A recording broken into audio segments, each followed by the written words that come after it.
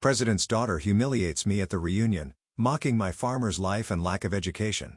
Then, my serious woman suddenly appears and asks, "Are you ready to leave? You won't believe what happens next."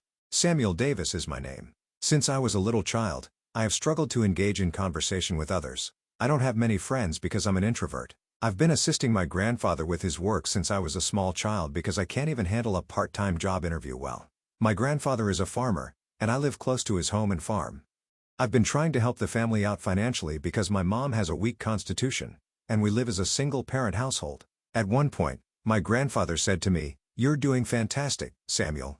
Having a man around is really beneficial." For me, having a location where I belonged was crucial, especially when I was feeling down, not fitting in at school, and even being teased by the females. I began studying farming alone while I was in middle school. My grandfather's stories were insightful and far more engaging than academic assignments. I began giving becoming a farmer significant consideration when it came time to make decisions about my future. Even if I went to high school, I doubt I would perform well. And given the financial situation of our family, it would be best to begin working as soon as possible. I could ease my mom's and grandpa's burdens if I were to inherit the farm eventually. After middle school, I made the decision to become a farmer. However, my grandfather once told me greatly, "You're a bright youngster. You can succeed as a farmer, but that is insufficient. In the past, even if you were a quiet person, you could still operate a business as long as your crops were good. That won't do now, though. All the good deals go to the smooth talkers." Put another way, it would be difficult for me as an introvert to earn a solid living. In fact, I would prefer to purchase from the more gregarious person if they were selling vegetables of the same caliber. Even farming has reached a new phase in which strong marketing and networking are key. Growing tasty vegetables is pointless if you can't sell them.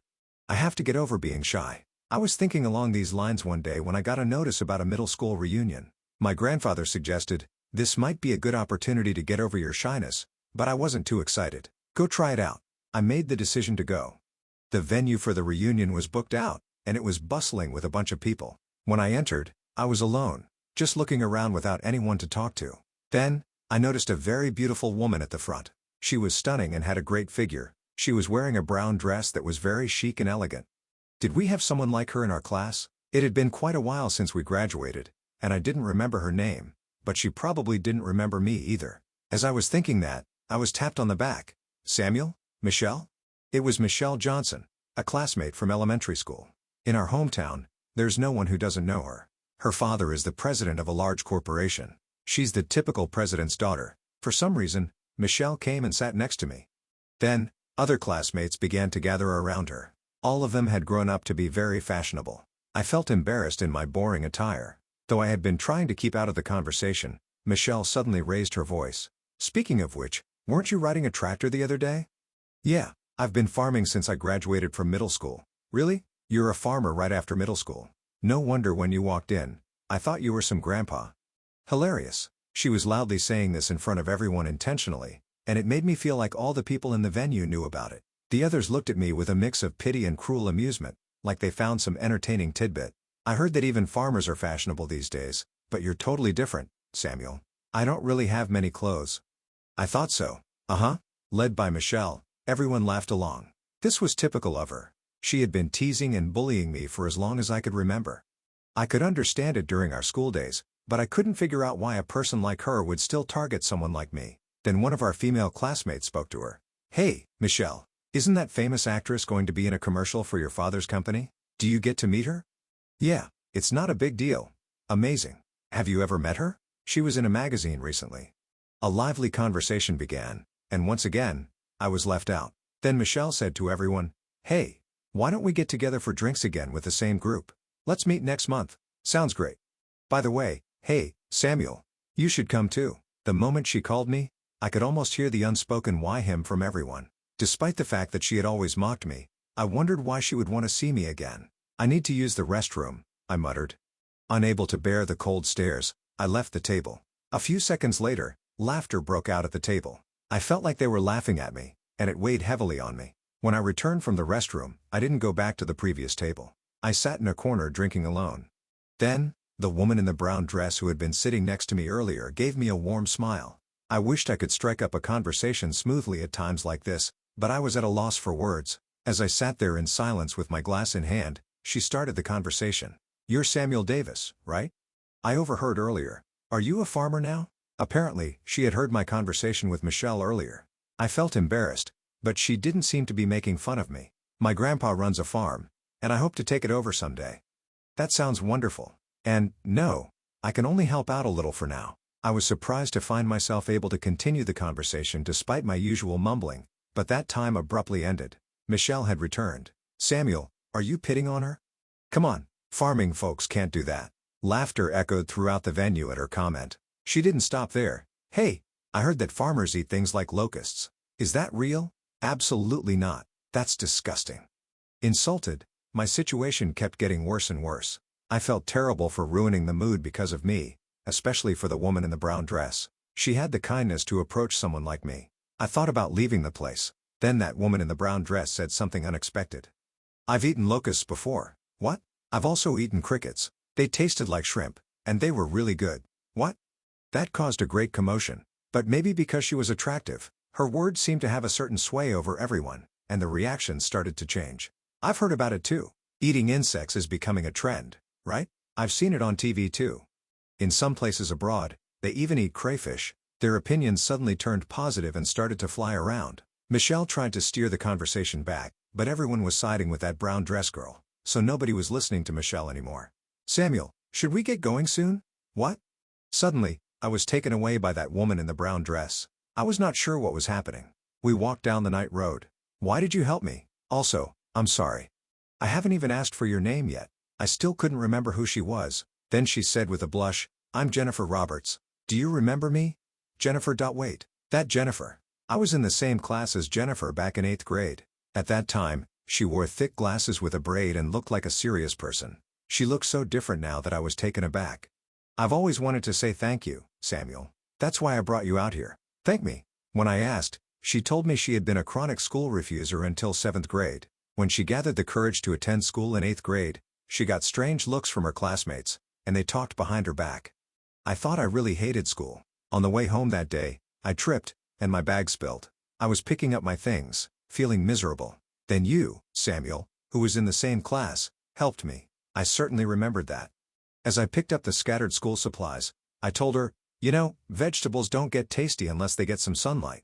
I didn't understand what you meant then, but later, I realized that you were encouraging me to come to school. Yeah, that was probably the best wisdom I could use at the time. I was so happy and felt like going to school again the next day. Inspired by those words, she made an effort to get out more. Thanks to that, she managed to attend high school. Then she started to care about her appearance, got a job, and was scouted as a model. After high school graduation, she appeared in a magazine and now works at an editorial production company. I don't really suit being in the spotlight. I feel more at ease when I'm behind a desk. I get it. I'm shy and have trouble dealing with people. It's a waste for a beauty like her, but I understand her feelings. Before I knew it, I was able to talk to her with an open heart. I thought I could avoid people by becoming a farmer, but it doesn't seem to be the case now. How come? When I told her the problem my grandpa pointed out, she fell into deep thought, but she soon said, Samuel, would you show me your work just once? A few days later, she really came to our farm, also bringing a photographer. The collaboration of youth and farming seemed to be a popular content these days, and they were apparently planning a special feature. I wasn't sure about the whole thing, but she interviewed my grandpa and me quite extensively. When the article came out, the response was more than we expected. Thanks to her writing, popularity spread like wildfire, and we started receiving interview requests from other media outlets. I was treated like a man of the hour, and thanks to that, I got used to talking to people. My grandpa praised me saying, "You've made a good friend." In the middle of all this, an invitation came to a reunion with some of my old classmates. When I went to the bar with Jennifer, I was welcomed with a completely different attitude than before. Hey, I saw your feature, Samuel. You're doing great. Weren't you on a morning show recently? Farming looks so different and cool these days. I was admired and fussed over. It was the first time I've been treated like this, and I was somewhat taken aback. But then I realized Michelle, the instigator of all this, was missing. After the party, Jennifer said she wanted to go somewhere. I followed her, and there was Michelle in the bar. We walked in. Why is Michelle here? I called her over. When I was writing your article, I researched local farmers and found her grandfather's name among them. What? I was surprised by her sudden words, but Michelle continued the story. My grandpa has also been farming for a long time. My parents were busy, so when I was little, I spent a lot of time with my grandpa.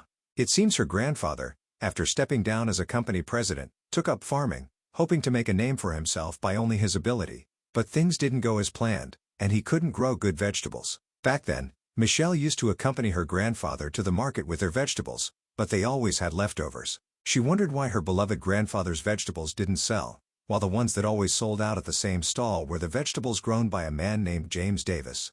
James Davis? Is that my grandpa? Yes. As a kid, I thought his vegetables were the reason ours didn't sell. Of course, my grandpa never said such a thing, but I wasn't convinced.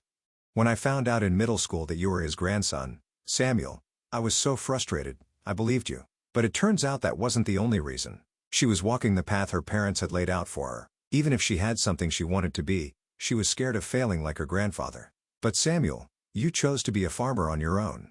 Even though you were laughed at, you always tried hard. Even though I get praise a lot, in the end, it's all thanks to my parents or the company. I can't do anything on my own. Why are we so different? As she said this, she started crying.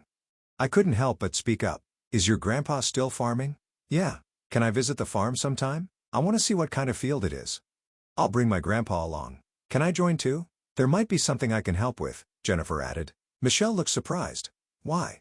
Even though I've been so mean to you, I won't deny it was tough, but maybe it's my farmer's blood. I want to see your family's vegetables anyway. Although she had been silent for a while, Michelle wiped away her tears and whispered a small thank you.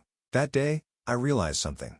In our teens, we were all naive and immature, often running away because we were scared of failure. But if you bathe in the sun, you can get enough nutrients in your heart. Then all you can do is believe in yourself and those around you and move forward.